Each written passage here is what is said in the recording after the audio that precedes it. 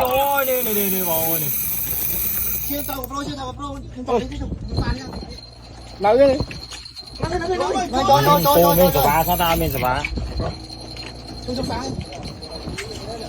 Cô giống ấy mà. Giống mình sờ bá ra sờ bá.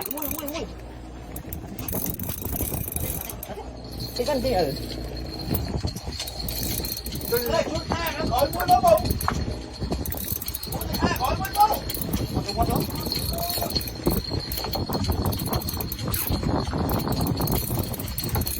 Mày khai mày vô từ bố mà.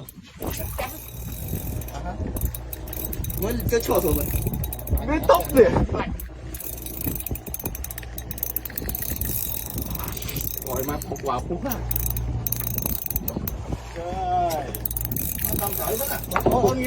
Cho nó vào nhầm xe. Ôn nhập tôi chơi mình phải chở nó nè, phải nè. Để chơi cua được không? Ai nha. Tao rồi cho nó đi. Đó, là cho tao. Tao nhất. Nhất thầy qua đó. Khơi thầy đó. Nói khơi thầy sao rồi.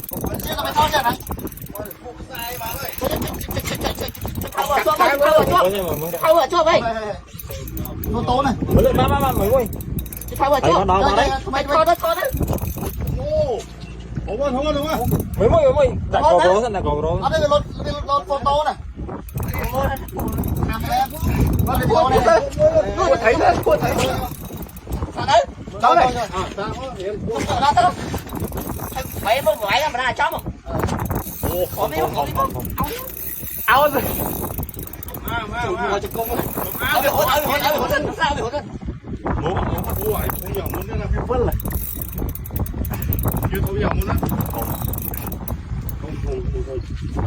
Clap.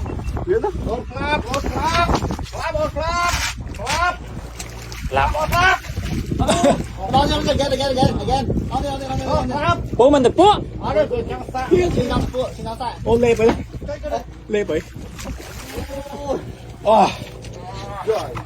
Trời ơi, bọc vào búa đi, là có đi.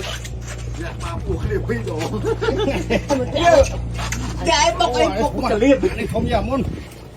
Trời ơi. Má, lớn thầy mày má.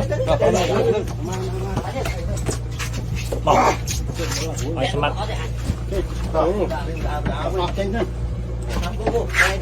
Đây.